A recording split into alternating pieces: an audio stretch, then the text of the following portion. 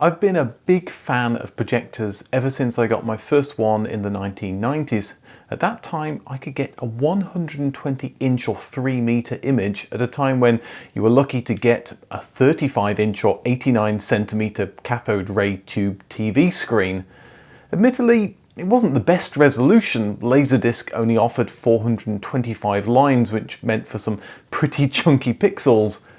LCD screen TVs have caught up to the point that now you can buy a 72-inch or 1.8 meter screen for a reasonable price, but there's still nothing, in my mind at least, quite like the cinema-like experience of a projector if you have a room that can support it. And excluding the audio part of it, you can set one up for as little as £200 or so. Before we get into projectors, I'd like to talk a little bit about audio. If you like the whump of Dolby Atmos while watching films, then you may already have invested in a sound bar and a subwoofer, or gone for separate speakers and an amplifier. If not, then having a couple of front speakers, a center speaker, a couple of rear speakers and a subwoofer can really enhance your viewing pleasure, all tied to a relatively inexpensive amplifier. You can add more speakers, but what I've described a 5.1 setup, that's 5 speakers plus a subwoofer, produces great sound, and you don't need to push the boat out to get speakers that are a lot better than what your TV offers. The speaker behind me, this one here, is one of my old surround sound speakers, and it probably cost about £60 or so at the time, and I got 3 of them, 2 for the rear and 1 for the center speaker channel. But if you don't like the idea of wires trailing to the back of the room, you can invest in wireless rear speakers or front speakers that can use the ceiling to bounce sounds to produce a rear effect. There are lots of YouTube videos on budget surround sound setups, so if you're interested, I'd recommend starting there. And don't forget to check out the used speaker market that can save you a lot of money. You may have discounted projectors as being too hard to set up or not worth the hassle. After all, don't you need to bury HDMI cables in the ceiling and do lots of DIY? Well, you could do this, but it's not required. There are 3 main ways you can position a projector: on the ceiling, on a table in front of your sofa or behind it, and right in front of the projection screen itself. This last method of positioning is done with what's known as a short throw projector. They tend to be more expensive, but can be useful if you're limited in how you can position your projector, or if you have a smaller room. You can buy them new in the UK for about £770 or in the US for about £500, and a quick look on eBay showed you can get a 1080p projector used for about $300. It's more cost effective to buy a projector that will sit at the rear of the room, and in my experience it's a better position to place the projector as well, as it's usually out of the way and less prone to being bumped. Ceiling mounts don't cost too much and mean you don't have people getting in the way, but I've lived with a projector sitting behind the sofa on a table for a few years and it wasn't a major problem. Before you buy a projector, you need to work out how it's going to fit into your room. It's not as hard as you might think. Work out where you can position a projector and where the screen will go, and work out the distance between the two. Then work out the size of the screen you're able to accommodate. Every projector's instruction manual has information on what distance or throw that projector can support and the size of image it will show at that distance. So for example, let's take my projector, the Optima HD26.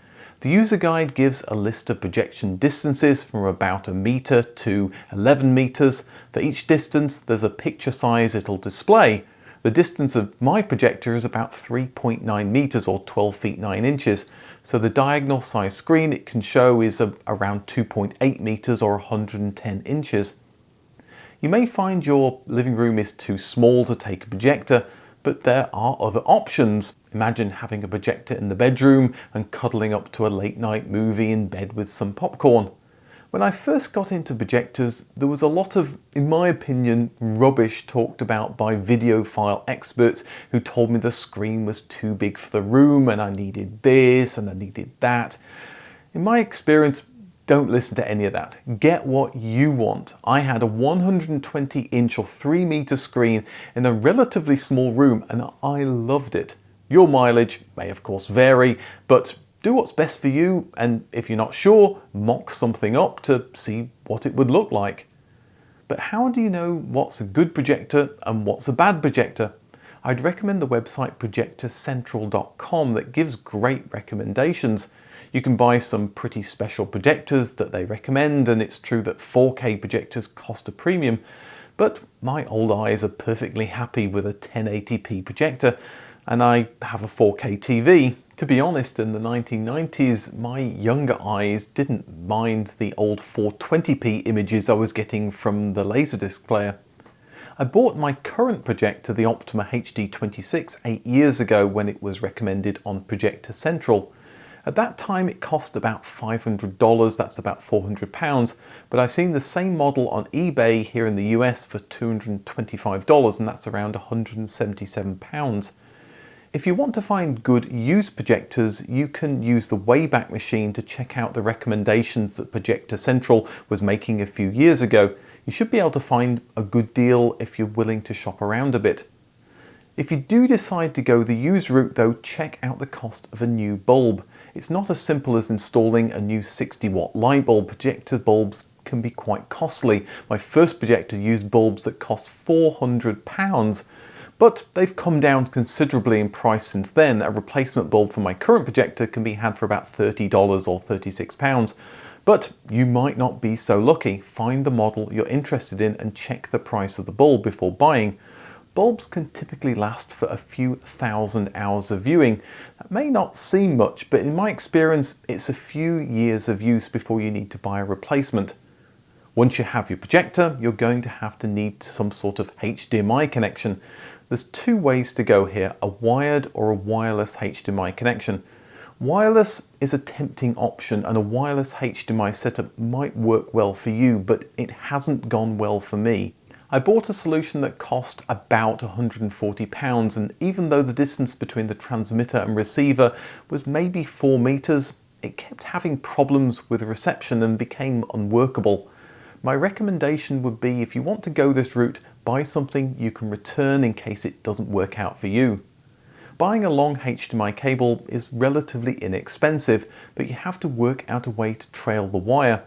This might not be as bad as you might think. I have my projector mounted on the ceiling, but before it was there I had it mounted behind the sofa and had a wire that I left near the amplifier until the time I needed to use the projector. I only connected it when I needed it, so only rarely had the cable in the way. I could of course combine this with the wireless solution, so it only had a short distance to connect, and that may have worked. I never tried that. You could also get an extender cable from behind the amplifier to make this whole connection easier. In my case, I had two HDMI outputs from the amplifier, one for the TV and one for the projector, but another option would be to buy a relatively inexpensive HDMI splitter that can switch between the two sources. Another option that I haven't explored but you might want to is to get a Roku or Amazon streaming stick and connect it directly to the projector. Dealing with wires is much simpler, but you'd need to work out how to get the audio from the streaming stick to your speakers. Maybe you could install the amplifier at the rear of the room and trail wires to the front speakers, or use wireless front speakers. So you've got your projector and it's all wired up. The next thing is the screen. In the past I've done something as simple as projecting it on a white wall, but you really need a screen to get a decent effect. If you go to long established screen manufacturers like Daylight, they'll talk about the optimum screen color and reflecting material, plus making sure the screen is perfectly taut. But for me, none of that matters. So long as the screen is white and it hangs down straight enough, it's good enough for most purposes. You can buy screens that manually pull down or ones that electronically drop down. I started with a manual pull down screen, and that's fine, but the cost of electronic screens is now so inexpensive that I thought I'd go that direction. The one I purchased was a home gear model that cost me about $120, that's about £95, and you can buy similar ones today for a similar price. Many projectors also have connections to the screen, so the screen will automatically go down or up when you turn the projector on or off, although it's not something I've ever explored. I've seen other creative ways to get a screen on a budget, A friend bought a large sheet of insulating material and used the white side as a screen. It's light, easy to position, looks great and was easy to stow away as well.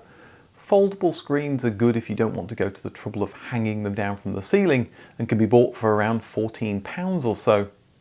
One downside to a projector is the room has to be pretty dark before you can see the image. That's okay if there aren't any windows in the room or if you have blackout blinds or curtains. We don't, so we just wait for it to get dark, and during the summer we don't use it that much as it's warmer and we tend to be out and about more often anyway. So there you have it. I hope this has been useful. In the age of large LCD screens, I still enjoy the cinematic experience of a projector. With films coming out not long after they've been in the cinema, it's nice to watch a film on my schedule without having to brave the traffic and the elements. Plus, I can always pause the film to grab a snack or use the facilities. After all, my bladder is not getting any younger. If you're into gaming, a projector can give you a very immersive experience. So anyway, that's my thoughts. Give projectors a thought and maybe they'll work out for you as well. Before texting, companies communicated with each other with telex machines. I have a video on their history on the right. Thanks for watching, and I'll see you in the next video.